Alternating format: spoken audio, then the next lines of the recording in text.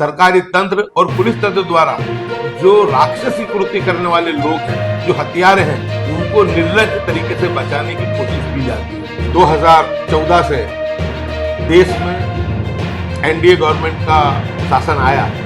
उसके बाद से इंसानों को धर्म के आधार पर जानवरों की तरह मारा जाता है। जब बुलडोजर का इस्तेमाल राज के तरीके से होने लगा, कंप्लेन लोगों ने दाखिल करने के बावजूद भी सरकार इतनी निकम्म, इतनी निठुर हो गई है और इतना हिंदू मुस्लिम के अंदर विभाजन करना चाहती है कि उस पर कोई एक्शन लेने के तैयार नहीं है। सरकार मध्यस्थता करते हुए वक्फ ट्रिब्यूनल को आदेश दे कि ये वक्त को अगले 6 महीने और बढ़ाया जाए, यानी लोग वक्त पे अपनी प्रॉपर्टी रजिस्टर नहीं करा पाए। उसमें सबसे बड़ा कारण कोई है तो वो कारण है वक्फ बोर्ड और दूसरा कि उम्मीद पोर्टल का सर्वर का धीमा चलना। गई कल भारत की नामदार सुप्रीम कोर्ट ने उम्मीद पोर्टल को लेते हुए अपना अंतरिम आदेश जारी करते हुए कहा कि 5 दिसंबर को खत्म होने वाला उम्मीद पोर्टल पर अपनी संपत्तियां रजिस्टर कराने का वक्त सुप्रीम कोर्ट बढ़ाने नहीं जा रही है। अगर याचिकाकर्ताओं को वक्त बढ़ाना है तो उन्हें वक्फ ट्रिब्यूनल के समक्ष जाना चाहिए।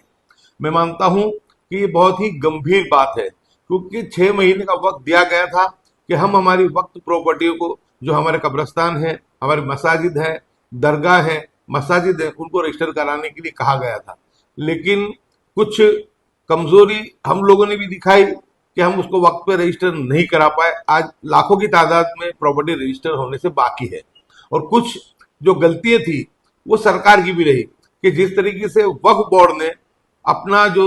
साथ सहकार जो है वो जो लोगों को नहीं दिया। लोगों ने जो वक्त में अपनी प्रॉपर्टी रजिस्टर कराई है, उन्होंने जब उनसे डॉक्यूमेंट तलब करने की कोशिश की, मार्गदर्शन लेने की कोशिश की, तो वो प्रॉपर उनको मार्गदर्शन देने में नाकामयाब रहे। और साथ साथ में उम्मीद पोर्टल के लिए जो बनाया गया था उसका सर्वर भी हमेशा बहुत स्लो चला, ये डाउन रहा, यानी लोग वक्त पे अपनी प्रॉपर्टी रजिस्टर नहीं करा पाए। उसमें सबसे बड़ा कारण कोई है तो वो कारण है वक्फ बोर्ड और दूसरा कि उम्मीद पोर्टल का सर्वर का धीमा चलना। लेकिन अब 5 तारीख को ये जो मुद्दत पूरी होने जा रही है,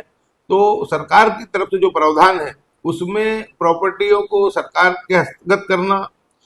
रजिस्टर प्रॉपर्टी रजिस्टर नहीं कराने वालों के खिलाफ कानूनी कार्रवाई करना, जो गंभीर प्रकार के उसके अंदर जो मामले रखे गए हैं। तो इन सब चीजों से बचने के लिए हमको अभी भी पूरी कोशिश करते हुए जल्द से जल्द जो तज्ञ हैं, जो एक्सपर्ट हैं, जो एनजीओ हैं, जो काम कर रहे हैं इसके बारे में, जो एडवोकेट लॉयर्स हैं, उनका सलाह मशवरा लेके 5 तारीख तक जितना हो सके अपनी प्रॉपर्टी को रजिस्टर कराने की कोशिश करनी चाहिए। और दूसरी कि इस बात को लेकर के मैंने और विधायक इमरान खेड़ावाला ने आज देश के कांग्रेस पक्ष के सर्वोच्च नेता मल्लिकार्जुन खड़गे जी और राहुल गांधी जी समेत हमने इंडिया गठबंधन के सभी नेताओं को पत्र के माध्यम से, एक्स के माध्यम से हमने उनसे ये कहा है, ये विनंती की है कि संसद में बहुत ही अच्छे तरीके से एसआईआर को मुद्दे को लेकर के हमने आवाज को कल ही 1 दिसंबर के दिन सत्र शुरू होते ही उसको उठाया और जो बीएलओ और नागरिक को पड़ने वाली तकलीफ का उसमें हमने उजागर किया। इसी तरीके से हमको जो ये वक्फ का मामला है, ये लाखों प्रॉपर्टी का मामला है, तो तमाम कांग्रेस पक्ष वाले और साथ ही साथ इंडिया गठबंधन वाले सभी सेक्युलर दलों के लोगों को मिल करके संसद में ये आवाज उठानी चाहिए कि ये इसमें वक्त बहुत कम दिया गया। उम्मीद पोर्टल पर प्रॉपर्टी को रजिस्टर कराने के लिए जो वक्त है उसको बढ़ाया जाए। सरकार मध्यस्थता करते हुए वक्फ ट्रिब्यूनल को आदेश दे कि ये वक्त को अगले 6 महीने और बढ़ाया जाए। साथ साथ ये ताकीद भी की जाए कि उसमें वक्फ बोर्ड जो है वो जो भी डॉक्यूमेंट जो संपत्ति मालिकों को या संपत्ति के उपयोगकर्ताओं को चाहिए वो उसको प्रोवाइड करे, उनको मुहैया कराए। साथ साथ में हमने आज ये भी कहा है कि जिस तरीके से सर के मामले को उठाया गया, जिस तरीके से वक्फ के मामले को उठाने की हमने बात की, साथ ही साथ में हमने उनसे ये भी डिमांड की है कि देश में सबसे बड़ा मुद्दा अभी भड़काऊ भाषण का है और भड़काऊ भाषण को लेकर के 2018 तहसील पूनावाला जजमेंट में कहा गया है कि गाइडलाइन दी गई है कि सरकार समग्र देश के हर डिस्ट्रिक्ट में एसीपी कक्षा के पुलिस अधिकारी को नियुक्त करके जहां कहीं भी कोई भड़काऊ भाषण देता है तो उसके खिलाफ कार्रवाई सुओ मोटो करेगी। लेकिन दुख के साथ कहना पड़ता है कि कहीं पर भी ऐसी कार्रवाई दिखाई नहीं दे रही है। कंप्लेन लोगों ने दाखिल करने के बावजूद भी सरकारें इतनी निकम्मी, इतनी निठुर हो गई हैं और इतना हिंदू मुस्लिम के अंदर विभाजन करना चाहती है कि उस पर कोई एक्शन लेने के तैयार नहीं है। इसलिए हमने ये भी कहा है कि संसद में इस मामले को भी उठाया जाए कि सुप्रीम कोर्ट की गाइडलाइन का पालन करते हुए जहां कहीं भी कोई भी अगर भड़काऊ भाषण देता है या सोशल मीडिया के ऊपर विभाजनकारी कोई भी व्यक्ति देश के अंदर हिंदू मुस्लिम को बंटवारा करने की और देश के माहौल को गंदा करने की कोशिश करता है, उनके खिलाफ सुओ मोटो फरियाद दाखिल की जाए। बुलडोजर के मामले को लेकर भी कहा है कि अब बुलडोजर का इस्तेमाल राजकीय तरीके से होने लगा है। सुप्रीम कोर्ट ने कहा है कि जहां कहीं भी आप बुलडोजर चलाएंगे उसके लिए उनको 15 दिन पहले जो प्रॉपर्टी के मालिक हैं, चाहे वहां पर जो झुग्गी झुपड़ी में जो लोग रह रहे हैं, उनको आप जो नोटिस देंगे, नोटिस का प्रॉपर वो जवाब देंगे, उनको उनका जवाब रखने का मौका दिया जाएगा और उसके बाद ही डिमोलिशन किया जाएगा। लेकिन बहुत सब जगह ये मामला आता है कि रातों रात जो है पुरानी डेट के अंदर नोटिस को जारी करके तो इस मामले को लेकर के बुलडोजर चला दिया जाता है।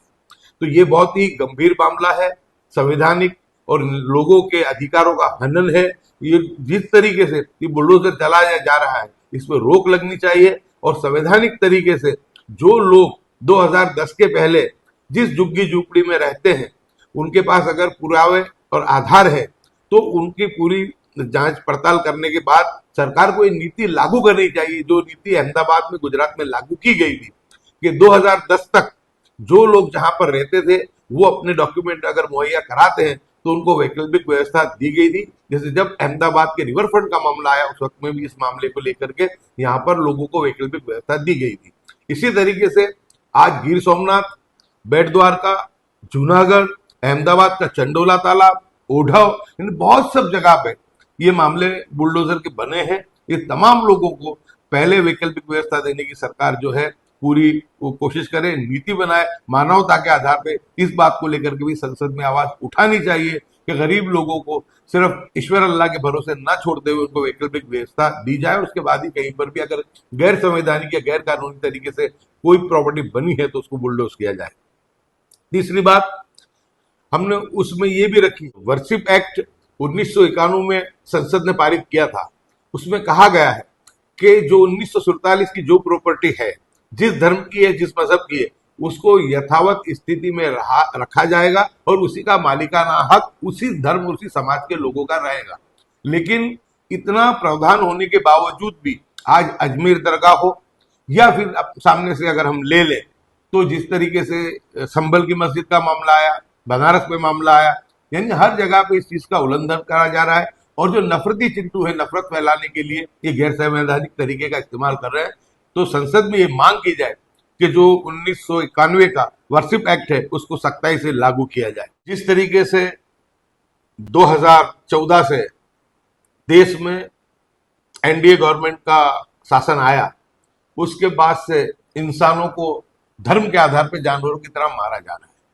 खुलेआम मॉब लिंचिंग हो रही है। संसद में इस बात को लेकर के एक कानून भी बनाया गया था कि मॉब लिंचिंग करने वालों के खिलाफ सख्त धाराओं के तहत कार्रवाई की जाएगी, लेकिन आज तक कहीं पर और किसी भी किस्से में हमने नहीं देखा कि सख्त धाराओं में कार्रवाई की गई, जबकि सरकारी तंत्र और पुलिस तंत्र द्वारा जो राक्षसी कृत्य करने वाले लोग हैं, जो हत्यारे हैं, उनको निर्लज तरीके से बचाने की कोशिश की जाती है। तो संसद में ये मांग भी उठे कि संसद ने जो मॉब लिंचिंग के बारे में कानून बनाया था उसका सख्ताई से पूरे देश में उसको लागू करने की बात भी समूचे विपक्ष को करनी चाहिए ताकि इंसानों के, मानव के अधिकारों का रक्षण हो सके। इसलिए मॉब लिंचिंग के बारे में भी सख्ती के साथ इस संसद सत्र में बात रखी जाए, ये बात हमने की है।